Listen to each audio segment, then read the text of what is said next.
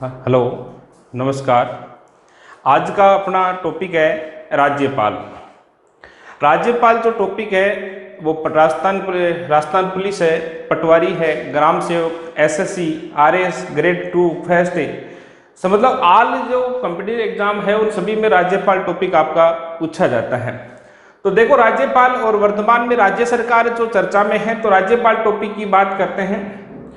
राज्यपाल टॉपिक की बात की जाए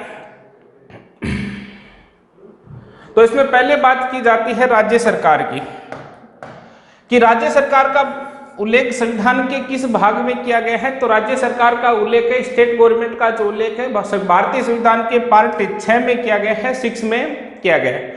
और भारतीय संविधान के अनुच्छेद 152 से 237 तक, आर्टिकल 152 से 237 तक राज्य सरकार का उल्लेख किया गया है, स्टेट गवर्नमेंट का उल्लेख किया गया है। देखो, राज्य सरकार है जो चर्चा में बनी रहती है। आज से कुछ समय पहले मध्य प्रदेश की राज्य सरकार चर्चा में थी, आगे उसके बाद उससे पहले महाराष्ट्र की सरकार चर्चा में थी, वर्तमान में राजस्थान की सरकार चर्चा में है। गिरने वाली है, नहीं गिरती है, क्या किस प्रकार से राज्य सरकार चलती है, ये सारी बातें पढ़ें इसी टॉपिक में करेंगे। अब देखो, राज्यपाल की बात की जाए तो राज्यपाल से किस प्रकार से राज्यपाल बनता है, कौन कौन सी राज्यपाल के पास शक्तियां होती हैं और किस प्रकार के क्वेश्चन राज्यपाल से संबंधित बनते हैं, इसकी बात अपन इसी वीडियो में करेंगे। तो पहला राज्यपाल की बात की जाए तो राज्यपाल है जो राज्य का क्या होता है, प्रथम नागरिक होता है।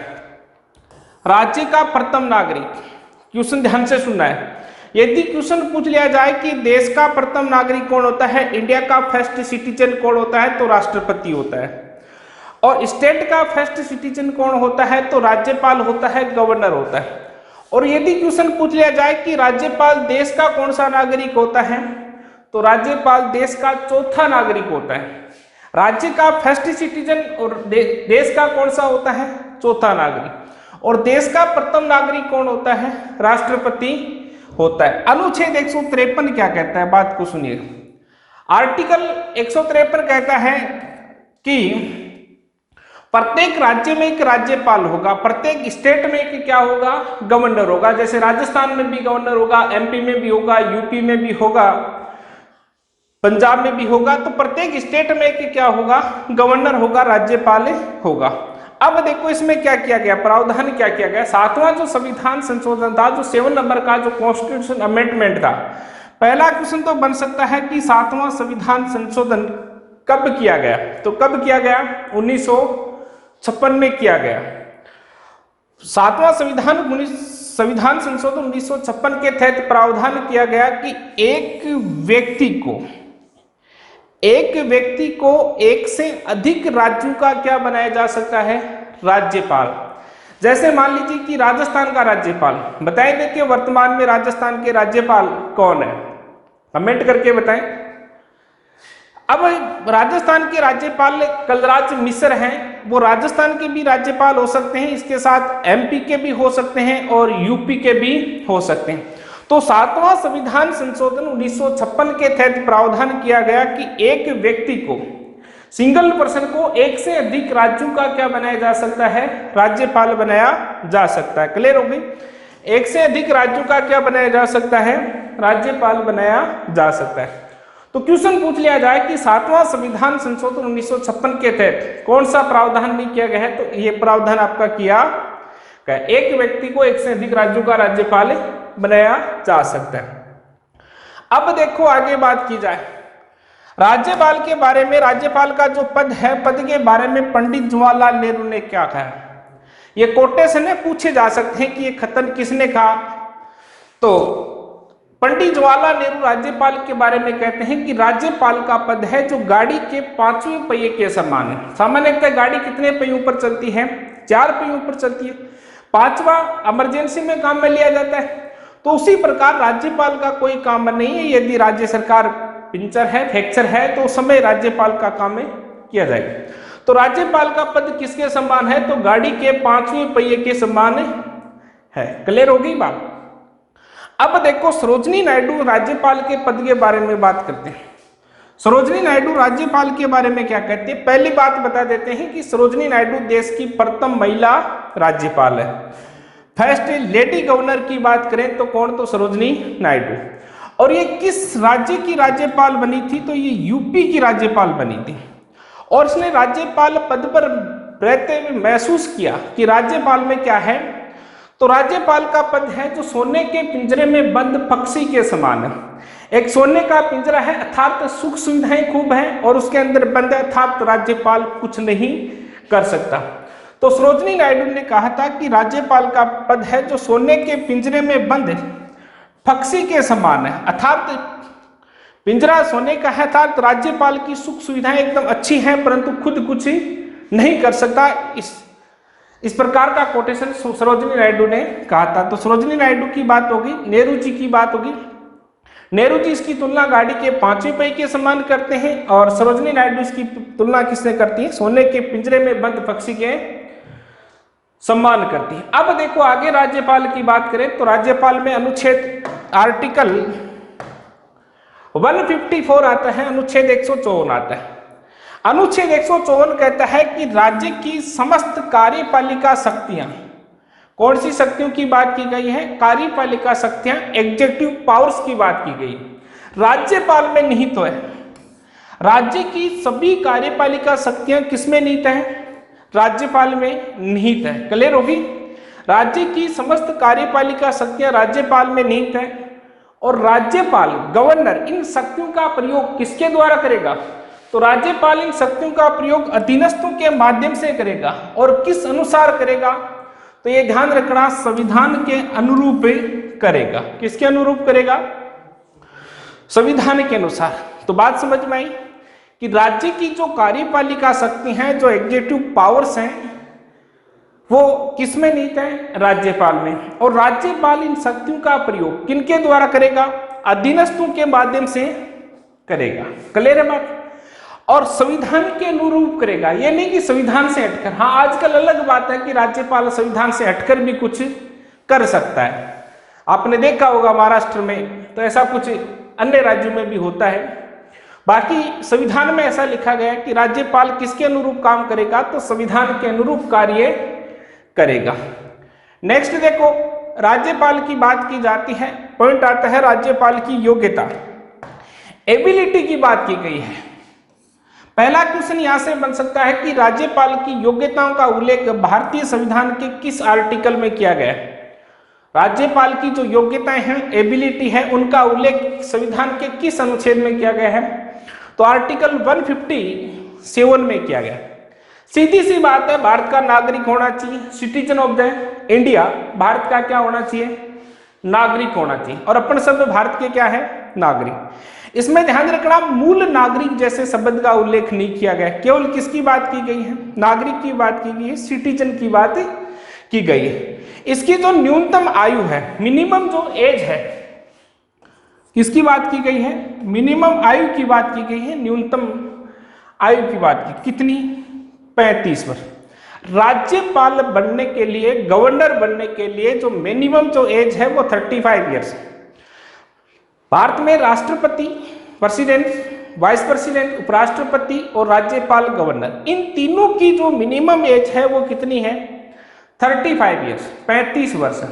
चाहे राष्ट्रपति बनना हो, चाहे उपराष्ट्रपति बनना हो, चाहे राज्यपाल बनना हो, इन सब की जो मिनिमम एज है वो कितनी है, 35 वर्ष। क्लियर होगी। अब ध्यान रखना, राज्यपाल से संबंधित कुछ परंपराएं भी हैं।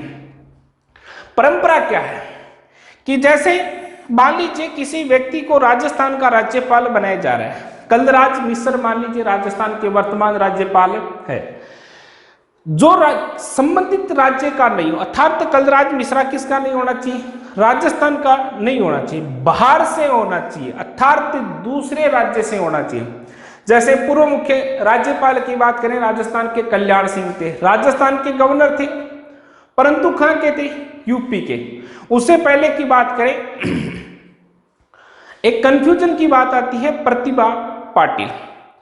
प्रतिभा पाटिल ऐसा है, माना जाता है कि राजस्थान के सीकर जिले की ही लोसल छोटी ग्राम पंचायत की थी, पर ध्यान रखना राज्यपाल प्रतिभा पाटिल जो थी वो निवासी महाराष्ट्र की थी, उसका रेजिडेंस कहाँ था, महाराष्ट्र। इसलिए वो राजस्थान की राज्यपाल बनी। ऐसा नहीं मानना है कि वो राजस्थान की वर्तमान निवासी, वर्तमान में वो कहाँ के निवासी है, महाराष्ट्र।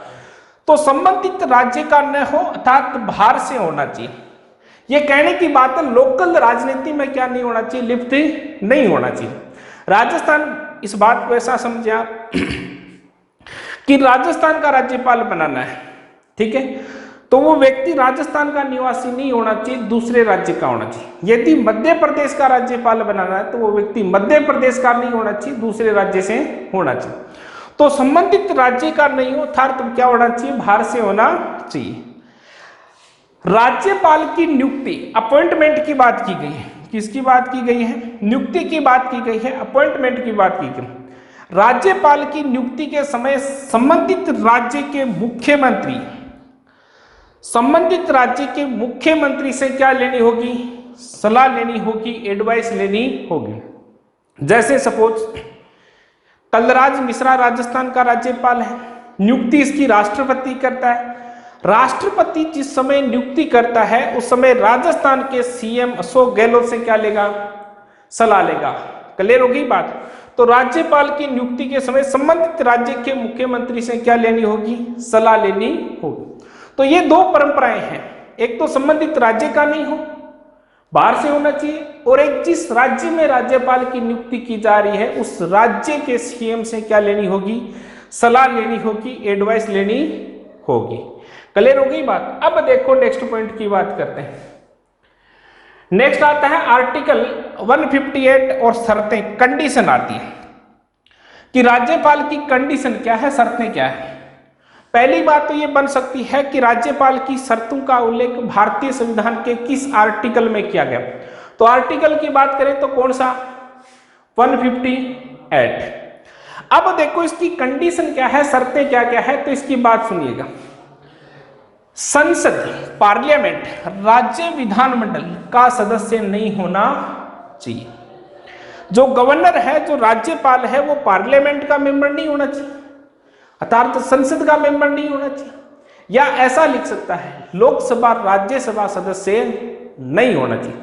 संसद सदस्य कौन होते हैं, तो लोकसभा और राज्यसभा सदस्य क्या कहलाते हैं, संसद सदस्य कहलाते हैं। तो पहली बात क्लियर होगी कि संसद सदस्य नहीं होना चाहिए, ठीक है, लोकसभा राज्यसभा सदस्य नहीं होना चाहिए, राज्य विधानमंडल का सदस्य भी नहीं होना चाहिए, अर्थात एमएलए विधानसभा सदस्य और विधान परिषद एमएलसी विधानसभा सदस्य व विधान परिषद का सदस्य भी नहीं होना चाहिए। क्लियर हो गई बात कि लोकसभा राज्यसभा दोनों की जगह क्या दे सकता है, संसद दे सकता है। राज्य विधानमंडल, क्लियर है, विधायक जो विधानसभा सदस्य हैं या विधान परिषद के सदस्य हैं वो भी नहीं होना चाहिए। Member of legislative assembly, member of legislative council का मेंबर नहीं होना चाहिए। अन्य कोई लाभ का पद नहीं होना चाहिए। जैसा ऐसा नहीं है कि राजस्थान में राजस्थान का राज्यपाल भी हो, राजस्थान में पटवारी भी है, ऐसा नहीं होना चाहिए।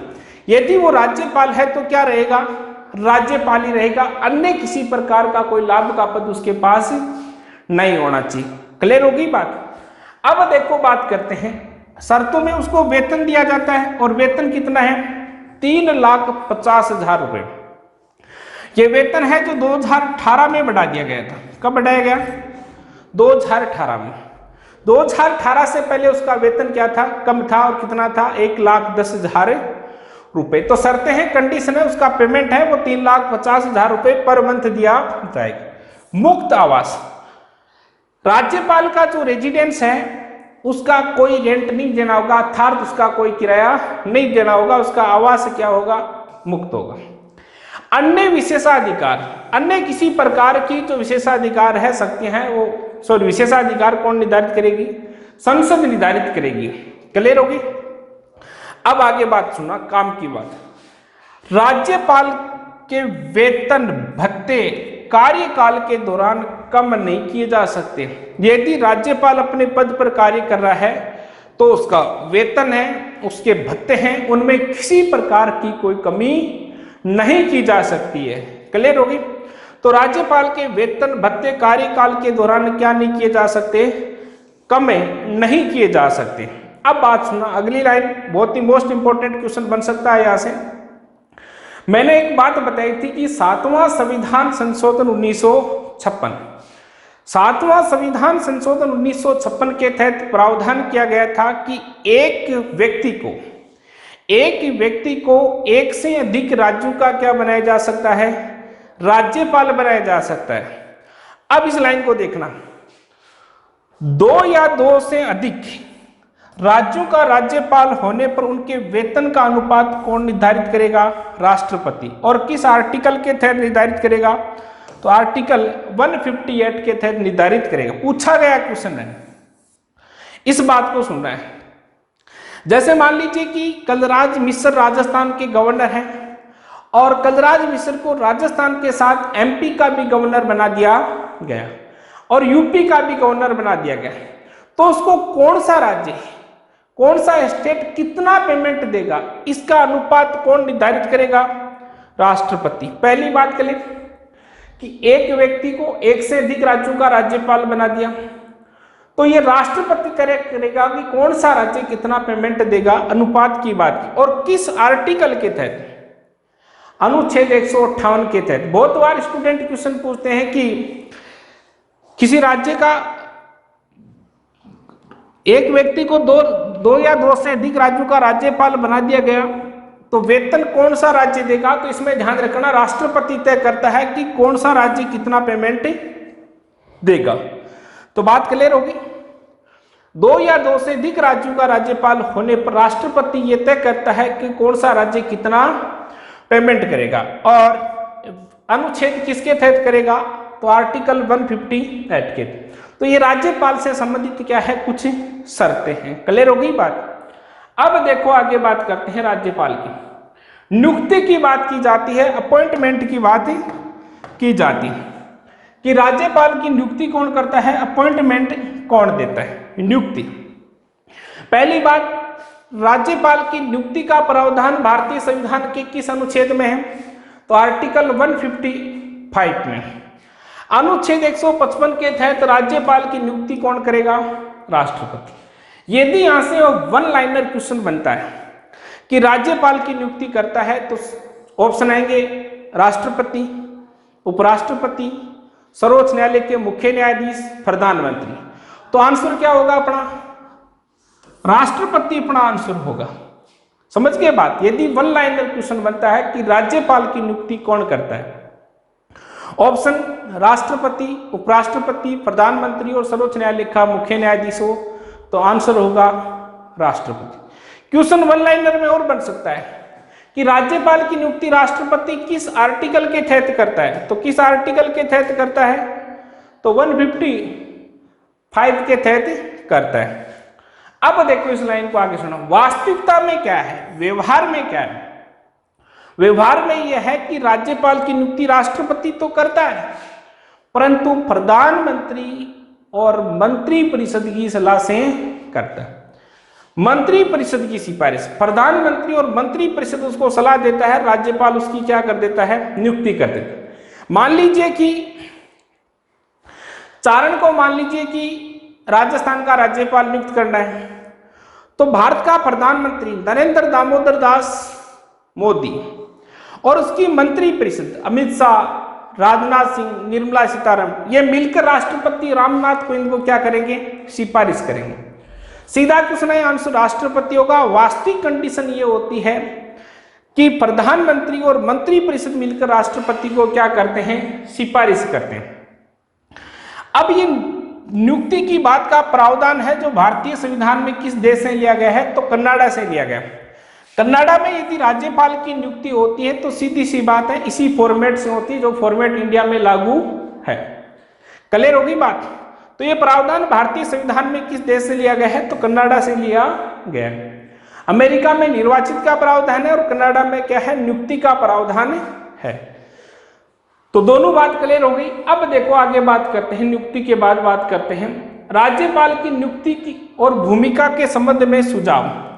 अनेक आयोगों का क्या किया गया है, गठन किया गया है और वो क्या करते हैं, अपना अपना क्या देते हैं, सुझाव देते हैं।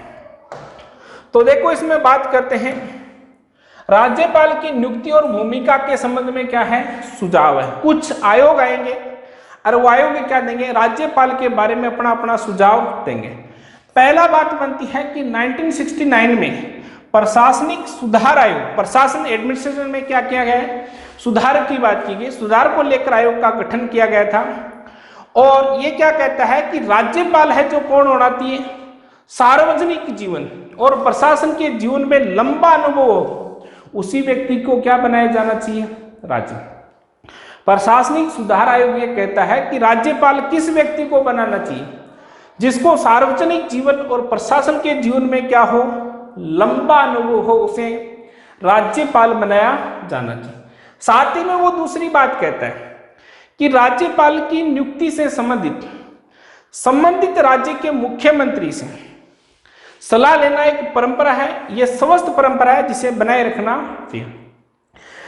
किसी व्यक्ति को राजस्थान का राज्यपाल बनाया जाए, क्लियर बात। तो राजस्थान के मुख्यमंत्री से नियुक्त होने से पूर्व क्या लेनी होती है, सलाह। ये एक परंपरा है और एक अच्छी परंपरा है, इसको क्या रखना चाहिए, बरकरार रखना चाहिए। ये दो बातें कौन सा आयोग कहता है, तो प्रशासनिक सुधार आयोग कहता है। ठीक है, अब देखो आगे बात करते हैं। एक बहुत ही अच्छा आयोग है, काफी बार क्वेश्चन पूछा जाता है, राजमनार आयोग। 1969 में राजमनार आयोग का गठन किसके द्वारा किया गया, तो तमिलनाडु सरकार द्वारा।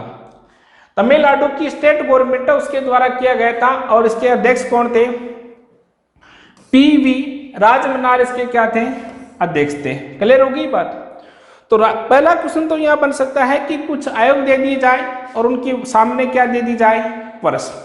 तो पीवी राजमनार आयोग की स्थापना 1969 में की गई, कि सरकार द्वारा की गई, तमिलनाडु द्वारा। अध्यक्ष कौन थे, तो पीवी राजमनार। इस आयोग ने वर्ष 1970 में, इस आयोग का कार्यकाल है 1969 से कब तक था, तो 1971 तक था। इस आयोग ने वर्ष 1970 में राज्यपाल के पद को समाप्त करने की सिफारिश की कि राज्यपाल नाम का जो गवर्नर नाम का जो पद है उसको क्या कर दिया जाए, समाप्त कर दिया जाए। क्वेश्चन पूछ लिया जाए कि किस आयोग ने राज्यपाल पद को समाप्त करने की सिफारिश की, तो कौन सा आयोग करता है, राजमनार आयोग। और यह भी ध्यान रखना, भारत में सबसे जो विवादित पद है वो कौन सा पद है, राज्यपाल का पद है, गवर्नर का पद है। केंद्र सरकार व राज्य सरकार के मध्य व्यवहार को खराब करने को लेकर या संबंधों को खराब करने को लेकर जो पहला कारण होता है उसमें कौन सा पद आता है, राज्यपाल। तो राजमनार आयोग है वो ये बात कहता है कि राज्यपाल का पद क्या कर दिया जाए, समाप्त कर दिया जाए, बात ही को खत्म कर दी जाए। अब देखो सरकारी आयोग आता है। सरकारी आयोग की बात की सिफारिश करते हैं तो इसकी स्थापना 1983 में की थी। कब की गई, 1983 में इसकी स्थापना की गई और किसके द्वारा की गई, तो केंद्र सरकार द्वारा। 1983 में देश में इंदिरा गांधी की सरकार थी और इंदिरा गांधी की सरकार ने किस आयोग का गठन किया, सरकारी आयोग। तो क्वेश्चन पूछ लिया जाए स्थापना कब, 1983, किसके द्वारा, सेंट्रल गवर्नमेंट के द्वारा। और क्यों की गई, तो ध्यान रखना केंद्र राज्य संबंधों को लेकर प्रथम आयोग कौन सा है, सरकारी आयोग। कि सेंट्रल गवर्नमेंट व स्टेट गवर्नमेंट के संबंधों के अध्ययन को लेकर प्रथम आयोग कौन सा गठित किया गया, तो सरकारी आयोग। सरकारी आयोग की स्थापना कब की गई, 1983 में। किसके द्वारा की गई, तो केंद्र सरकार द्वारा की गई। अब यहां से थोड़ा सा डीपली क्वेश्चन, कुल मेंबर कितने हो सकते हैं, कुल सदस्य कितने हो सकते हैं, तो कुल सदस्य कितने हो सकते हैं, सॉरी कुल सदस्य सरकारी आयोग में कुल सदस्य कितने, तो 3। कितने, 3। पहला क्वेश्चन बन सकता है कि सरकारी आयोग का अध्यक्ष कौन था, तो आर.एस. सरकारिया एक जस्टिस थे, न्यायाधीश थे। दूसरे थे एस.आर. सेन और तीसरा कौन था, वी.सी. रमन। तो ये बहुत ही काफी बार क्वेश्चन पूछा जाता है, आर.एस. प्री में भी इसका क्वेश्चन पूछा गया था पिछली बार।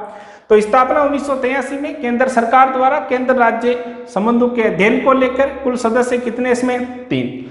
अध्यक्ष कौन? RS सरकारिया। अब देखो इसने राज्यपाल के बारे में क्या सुझाव दिया। तो इसने राज्यपाल के संबंध में सुझाव दिया सरकारी आयोग ने, राज्यपाल की नियुक्ति करते समय, राज्यपाल की नियुक्ति करते समय जो संबंधित राज्य के मुख्यमंत्री, संबंधित राज्य के मुख्यमंत्री, राज्यपाल की राजस्थान में नियुक्ति की जा रही है तो राजस्थान के मुख्यमंत्री से जो विचार विमर्श किए जाते हैं, जो सलाह ली जाती है, उसे क्या बनाया जाना चाहिए?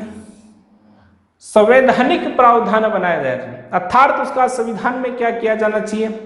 उल्लेख किया जाना चाहिए, जो अब तक नहीं किया गया है। अब तक क्या है? परंपरा ही है। तो सरकारी आयोग पहली बात ये कहता है कि राज्यपाल की नियुक्ति करते समय, क्लियर है बात, राज्यपाल की नियुक्ति करते समय संबंधित राज्य के मुख्यमंत्री से जो सलाह ली जाती है, उस सलाह को क्या किया जाना चाहिए? संविधान में प्रावधान किया जाना चाहिए। जो परंपरा है उसको संविधान में उल्लेख कर दिया जाए, बाध्यकारी कर दिया जाए। अब देखो सरकारी आयोग नियुक्ति से संबंधित या राज्यपाल से संबंधित और क्या बात कहता है? और बात कहता है कि सरकारी आयोग कहता है कि राजनीति में जो सक्रिय व्यक्ति हैं, कौन से व्यक्ति हैं? राजनीति में जो सक्रिय व्यक्ति हैं उनको राज्यपाल नहीं बनाने की सिफारिश की। अब जैसे राजस्थान के पूर्व सीएम कल्याण सिंह, राजस्थान के पूर्व गवर्नर कल्याण सिंह यूपी के सीएम थे, तो इस प्रकार जो राजनीति में जो सक्रिय व्यक्ति हैं, उन सक्रिय व्यक्तियों को क्या नहीं किया जाना चाहिए? राज्यपाल पद पर, गवर्नर पद पर नियुक्त नहीं किया जाना चाहिए, उनको अपॉइंटमेंट नहीं दिया जाना चाहिए। तीसरी बात कहता है ये कि राज्यपाल कार्यमुक्त होने पर राष्ट्रपति व उपराष्ट्रपति को छोड़कर, राज्यपाल जैसे कलराज मिश्र राजस्थान के गवर्नर है राज्यपाल, ये पद से क्या हो गए? रिटायर्ड हो गए, कार्यमुक्त हो गए। कार्यमुक्त होने के बाद ये दो ही पदों पर काम कर सकते हैं, एक प्रेसिडेंट और एक वाइस प्रेसिडेंट। इन दो ही पदों पर काम कर सकते हैं, तीसरे पद पर काम नहीं करना चाहिए, अर्थात छोड़कर किसी दूसरे पद पर नियुक्ति नहीं हो। राष्ट्रपति और उपराष्ट्रपति को छोड़कर किसी अन्य पद पर क्या नहीं होना चाहिए? नियुक्ति नहीं होना चाहिए। क्लियर होगी बात। और एक बात और भी बोलता है सरकारी आयोग, ये कहता है कि राज्यपाल के पद पर प्रतिष्ठित व्यक्तियों को क्या किया जाना चाहिए? नियुक्त किया जाना चाहिए। क्लियर होगी बात। तो ये थी सरकारी आयोग की बात। अब आता है देखो राज्यपाल की शपथ की बात करते हैं। बहुत ही अच्छा पॉइंट बनता है, शपथ ओथ की बात की गई कि राज्यपाल को ओथ या शपथ कौन दिलाता है। तो पहली बात तो यहां से बनती है कि राज्यपाल की शपथ का उल्लेख भारतीय संविधान के किस आर्टिकल में किया गया, किस अनुच्छेद में किया गया है? तो आर्टिकल 159 में किया गया। अब देखो बात की जाए कि राज्यपाल को शपथ कौन दिलाता है, तो संबंधित राज्य के उच्च न्यायालय। जैसे राजस्थान में किसी व्यक्ति को राज्यपाल नियुक्त किया जा रहा है तो राजस्थान हाई कोर्ट के मुख्य न्यायाधीश, राजस्थान उच्च न्यायालय के मुख्य न्यायाधीश या राजस्थान हाई कोर्ट के चीफ जस्टिस राज्यपाल को क्या दिलाएंगे? शपथ। क्लियर होगी बात। राज्यपाल को संबंधित उच्च न्यायालय के मुख्य न्यायाधीश चीफ जस्टिस क्या दिलाते हैं? शपथ दिलाते हैं। और यदि चीफ जस्टिस नहीं है और उनकी अनुपस्थिति में, सीधी सी बात है, चीफ जस्टिस नहीं है तो शपथ कौन दिलाएगा? तो वरिष्ठतम न्यायाधीश द्वारा क्या दिलाई जाएगी? शपथ दिलाई जाएगी। जो उसके सीनियर जो जस्टिस है उसके द्वारा क्या दिलाई जाती है? शपथ दिलाई जाती है। इस प्रकार के क्वेश्चन पूछे जा सकते हैं। जैसे एक एग्जाम में क्वेश्चन पूछा गया था कि राष्ट्रपति अपना त्यागपत्र उपराष्ट्रपति को देता है और उपराष्ट्रपति इस बात की सूचना तुरंत प्रभाव से किसे देता है? क्वेश्चन पूछा गया है तो लोकसभा अध्यक्ष को। उसी प्रकार राज्यपाल को शपथ उच्च न्यायालय का मुख्य न्यायाधीश दिलाता है, परंतु उच्च न्यायालय का मुख्य न्यायाधीश अनुपस्थित है तो शपथ कौन दिलाएगा? तो आंसर क्या होगा? उसी न्यायालय का वरिष्ठ न्यायाधीश सीनियर जस्टिस क्या दिलाएगा? शपथ दिलाएगा। आगे बात करते हैं कि शपथ में वो क्या क्या प्रावधान है। राज्यपाल शपथ लेता है तो दो ही निष्ठापूर्वक दायित्वों का क्या करेगा? पालन करेगा, जो उसके कर्तव्य हैं वो ईमानदारी से क्या करेगा, वो पूरे संविधान और विधि की रक्षा, संरक्षण और प्रतिरक्षा करेगा। और स्वयं को राज्य की जनता के हित व सेवा में, मतलब संविधान की रक्षा करेगा और लोगों की क्या करेगा, सेवा करेगा। लास्ट में परिणाम ये आते हैं कि खुद की सेवा हो जाती है, लोग हैं वहां के वहां रह जाते हैं। आगे बात की जाती है, अब देखो यहां उच्च स्तर का क्वेश्चन बन सकता है, राज्यपाल का यदि किसी राज्य में स्थानांतरण कर दिया जाए तो भी उसे वापस क्या लेनी होती है, शपथ। स्थानांतरण, ट्रांसफर कर दिया जाए, क्या कर दिया जाए, स्थानांतरण कर दिया जाए, ट्रांसफर कर दिया जाए। जैसे मान लीजिए कि कलराज मिश्र राजस्थान के गवर्नर हैं और इन्हें यूपी में नियुक्त कर दिया गया, इनका ट्रांसफर कहां कर दिया गया, उत्तर प्रदेश कर दिया गया, स्थानांतरण कर दिया गया, तो भी इन्हें राज्यपाल की शपथ वापस लेनी होगी। अर्थात यूपी इलाहाबाद हाई कोर्ट का मुख्य न्यायाधीश इन्हें शपथ दिलाएगा। क्लियर है? किसी राज्य में ट्रांसफर कर दिया गया तो भी शपथ दोबारा लेनी होगी, वापस लेनी होगी। राज्यपाल को किसी राज्य का अतिरिक्त प्रभार दे दिया गया तो भी उसे शपथ लेनी होगी। काफी बार क्वेश्चन बन सकता है, क्या किसी राज्यपाल को दूसरे राज्य का अतिरिक्त प्रभार दे दिया गया तो उसे शपथ लेनी पड़ती है कि नहीं लेनी पड़ती है?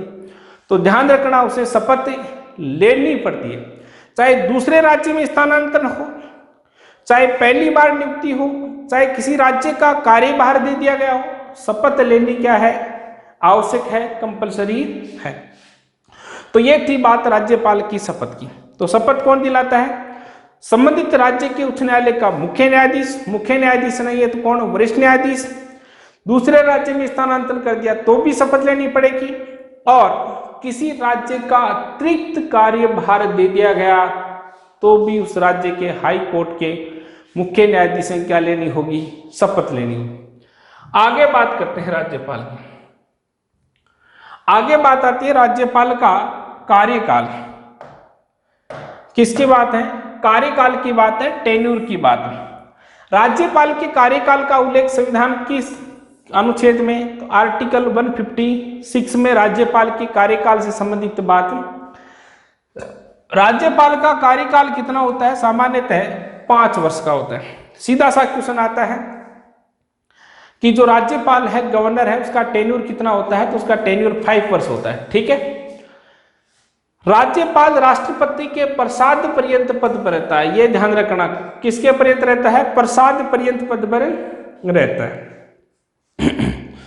अर्थात राष्ट्रपति जब चाहे राज्यपाल को अपने पद से क्या कर सकता है? हटा सकता है।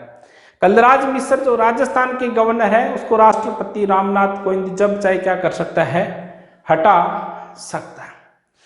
तो सामान्य स्थिति में कार्यकाल 5 वर्ष है, पर राष्ट्रपति जब चाहे उसे हटा सकता है, अर्थात राष्ट्रपति के प्रसाद पर्यंत राज्यपाल पद पर रह सकता है। अब बात को सुनिएगा। राज्यपाल स्वयं हस्ताक्षर के साथ राष्ट्रपति को अपना क्या दे सकता है? त्याग पत्र दे सकता है, इस्तीफा दे सकता है। यहां से वन लाइनर क्वेश्चन बनता है कि राज्यपाल अपना त्याग पत्र किसे देता है? राष्ट्रपति को देता है। और यदि राज्यपाल ने अपने पद से त्याग पत्र दे दिया तो उसका कार्यकाल क्या हो जाता है? समाप्त। मान लीजिए कि आप सब पटवारी हैं, राजस्थान गवर्नमेंट में पटवारी हो और आपने अपने पटवारी पद से त्याग पत्र दे दिया, तो क्या आप पटवारी रहोगे? नहीं ना। तो सीधी सी बात है, राज्यपाल ने अपना इस्तीफा राष्ट्रपति को दे दिया तो सीधी सी बात है कि आप क्या नहीं रहोगे? राज्यपाल नहीं रहोगे। अचानक पद रिक्त होने पर व्यवस्था कौन करेगा? राष्ट्रपति। यदि राज्यपाल का पद अचानक ही क्या हो गया? खाली हो गया, तो उस समय व्यवस्था कौन करेगा? राष्ट्रपति करेगा, प्रेसिडेंट करेगा। अचानक पद रिक्त होने पर संबंधित राज्य के उच्च न्यायालय के मुख्य न्यायाधीश को अस्थायी तौर पर क्या किया जाएगा? नियुक्त किया जा सकता है। क्या किया जा सकता है? नियुक्त किया जा सकता है।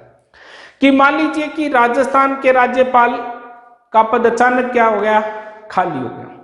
तो उस समय राजस्थान हाई कोर्ट के जो मुख्य न्यायाधीश हैं, चीफ जस्टिस हैं, उन्हें क्या बनाया जा सकता है, अस्थायी तौर पर राज्यपाल बनाया जा सकता है। उदाहरण के लिए राजस्थान के जो गवर्नर हैं वो कलराज मिश्र, और राजस्थान हाई कोर्ट के जो चीफ जस्टिस हैं वो इंद्रजीत महांती है। कलराज मिश्र नहीं है तो इंद्रजीत महांती को अस्थायी क्या बनाया जा सकता है, राज्यपाल बनाया जा सकता है। क्लियर होगी बात। अब देखो आगे बात करते हैं इसकी, राज्यपाल की कार्यकाल ही चलेगा। आगे बात करते हैं इसमें राज्यपाल को उठाने के आधारों का उल्लेख संविधान में नहीं किया गया। इस बात को ध्यान रखना है कि राज्यपाल को पद से हटाया जाए, किन आधारों से हटाया जाए, इस बात का उल्लेख संविधान में नहीं किया गया। कौन से कारण है जिनके कारण राष्ट्रपति को राज्यपाल को पद से हटाया जा सकता है। जैसे मान लीजिए राष्ट्रपति को हटाने के लिए महाभियोग प्रक्रिया है, और महाभियोग में लिखा गया अनुच्छेद 56 में कि संविधान का उल्लंघन करने पर राष्ट्रपति को महाभियोग द्वारा हटाया जाएगा। क्लियर होगी बात। परंतु ऐसा राज्यपाल के संबंध में नहीं है। राष्ट्रपति द्वारा किसी राज्यपाल को हटाने को लेकर न्यायालय में चुनौती दी जा सकती है। आरएस स्तर पर इस प्रकार का क्वेश्चन बन सकता है कि राष्ट्रपति द्वारा राज्यपाल को हटाया गया तो इसको न्यायालय में चुनौती दी जा सकती है, नहीं दी जा सकती, तो ध्यान रखना दी जा सकती है। एक सुप्रीम कोर्ट का मामला भी था, वीपी सिंघल भारसंघ मामले में सर्वोच्च न्यायालय ने निर्णय दिया कि किसी राज्यपाल को केवल राजनीतिक आधार पर नहीं हटाया जा सकता, केवल राजनीतिक कारण के आधार पर नहीं हटाया जा सकता, वर्षे जा सकता है, बनाम आ सकता है। इस बात का थोड़ा सा उच्च स्तर के एग्जामों में ध्यान रखें, पटवारी वगैरह में ऐसा क्वेश्चन नहीं पूछा जाता है। सरकारी आयोग राज्यपाल से संबंधित क्या कहता है हटाने को लेकर, कि राज्यपाल को हटाने से पूर्व, किसको, राज्यपाल को हटाने से पूर्व संबंधित राज्य के मुख्यमंत्री को सूचना देना। यदि राजस्थान के राज्यपाल को हटाया जा रहा है तो राजस्थान के मुख्यमंत्री अशोक गहलोत को क्या देनी होगी, सूचना देनी होगी, तथा हटाने के बाद संसद में विचार विमर्श करवाने का सुझाव दिया कि मान लीजिए किसी राज्य के राज्यपाल को हटा दिया गया तो पार्लियामेंट में उस पर क्या की जाए, चर्चा की जाए, विचार विमर्श किया जाए। तो सरकारी आयोग ने हटाने को लेकर दो बातें बोली। एक तो राज्यपाल को हटाने से पूर्व संबंधित राज्य के मुख्यमंत्री से क्या देनी, सूचना, और हटाने के बाद पार्लियामेंट में उसकी क्या करनी, चर्चा करनी, संसद में उसकी क्या करनी, चर्चा करनी। क्लियर होगी बात। अब देखो आगे बात करते हैं हटाने को लेकर। आगे बात आती है हटाने को लेकर कि डॉक्टर मनमोहन सिंह की सरकार थी, डॉक्टर मनमोहन सिंह सरकार थी, और सरकार द्वारा वर्ष 2007 में सर्वोच्च न्यायालय के न्यायाधीश एम पुंछी, मदन मोहन पुंछी की अध्यक्षता में केंद्र राज्य संबंधों की जांच हेतु दूसरे आयोग का गठन किया गया। केंद्र राज्य संबंधों की जांच हेतु प्रथम आयोग कौन सा था, सरकारी आयोग था। 1983 से 1987 उसका कार्यकाल था, और दूसरा आयोग कौन सा था, पुंछी आयोग था, और इसका कार्यकाल कब से कब था, तो 2007 से 2010 तक इसका कार्यकाल था। अब पुंछी आयोग ने राज्यपाल को उठाने को लेकर क्या कहा, देखो पुंछी आयोग ने राज्यपाल को हटाने को लेकर कहता है कि विधानमंडल में महाभियोग प्रक्रिया अपनाने का सुझाव दिया कि मान लीजिए किसी राज्य के राज्यपाल को हटाया जाए, क्लियर बात, किसी राज्य के राज्यपाल को उठाया जाए तो उस राज्य की जो विधानमंडल है अर्थात विधानसभा और विधान परिषद में क्या लाया जाना चाहिए, महाभियोग लाया जाना चाहिए। इसका सुझाव दिया जो अभी तक नहीं माना गया। क्लियर। तो पुंछी आयोग का गठन कब किया गया, 2007 में, कि सरकार द्वारा किया गया, मनमोहन सिंह सरकार द्वारा किया गया। क्वेश्चन ये भी पूछा जा सकता है केंद्र राज्यों के संबंध के अध्ययन हेतु दूसरा जांच आयोग कौन सा, दूसरा आयोग कौन सा था, तो पुंछी आयोग। पुंछी आयोग के अध्यक्ष कौन थे, एम पुंछी, मदन मोहन पुंछी। ये सुप्रीम कोर्ट के क्या थे, न्यायाधीश थे। पुंछी आयोग ने राज्यपाल के हटाने को लेकर राज्य विधानमंडल में महाभियोग प्रक्रिया अपनाने का क्या दिया, सुझाव दिया। क्लियर हो गई बात।